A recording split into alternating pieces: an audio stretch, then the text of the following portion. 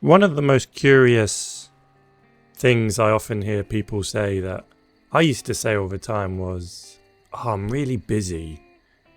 Hey, how are you? Yeah, I'm busy. I'm back to back. I'm slammed." And there's a lot said about the badge of honor that people often wear to show, like, I'm important, I've got a lot to do, I barely have time to think or to kind of stop. As I've gotten older, and in particular the last few years, where I think I've mentioned before someone who I really cared for passed away young.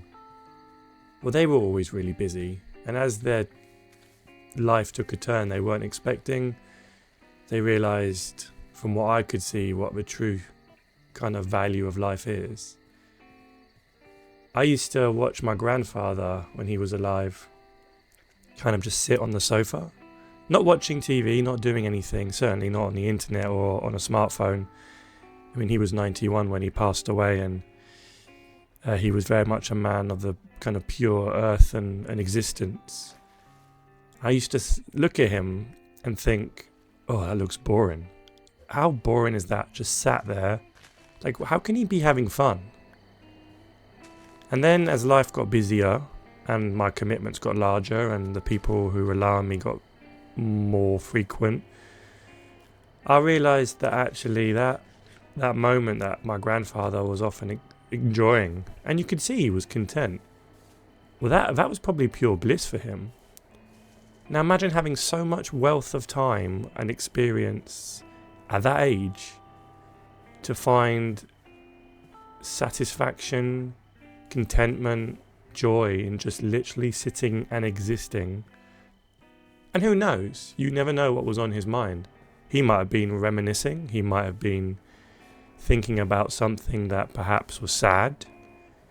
He might have been scared. He might have been not thinking at all. Perhaps he was just sat, just listening and kind of absorbing where he was, but not actually having any kind of trail of thought running through his mind. You often see people like that, and particularly sometimes, I suppose, people who have maybe retired in their life, sat on a park bench or sat by the seaside, just sitting. And I think nowadays it's a real rare occurrence that happens. Most of us are glued to our devices. If we're not, and I'm prone to this, if we're not doing something, we're thinking kind of, what do we do next? What can we fill our time with? There's a wonderful book and somewhat an existential book called 4,000 Weeks, I think it's called. And it talks about how, like, the average lifespan is, if you actually boil it down to a number, 4,000 weeks. By the time we get to an adult age, we've used up a lot of those weeks, and a lot of those other weeks will be spent sleeping and or unwell or unable to do the things due to the responsibilities that we have that we kind of want to do.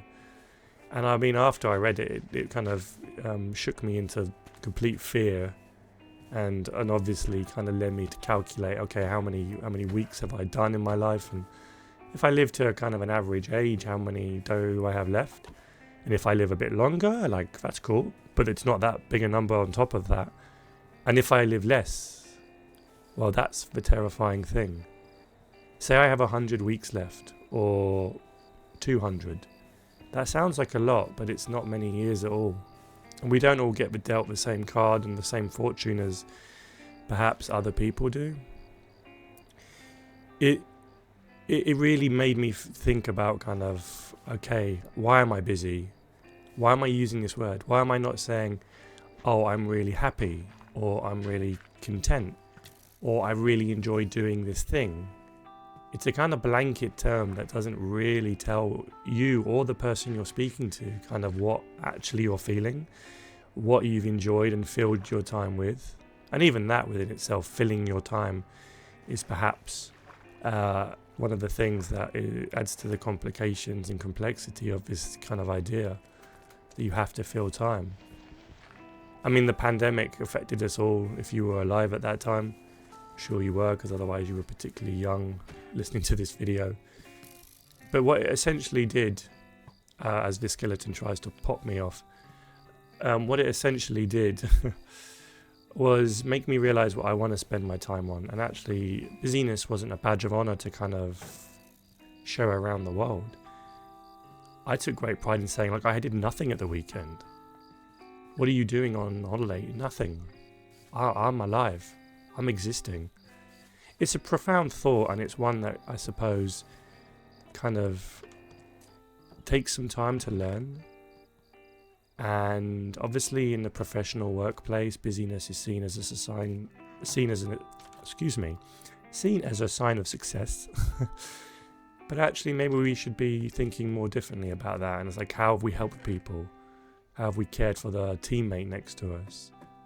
What have you done to improve someone's life in work so that when they go home at night, they're not saying to their other half, oh, I had a really busy day. They're saying, I had a really great day. So-and-so did this for me, or so-and-so helped me with this, and I was less busy. I had more time. I got to come home and enjoy my time with you sooner than if I was just filling it up with more. Next time you say I'm busy, well, perhaps have a think about that and maybe check yourself. I certainly am going to more I move forward. I hope you do too, maybe.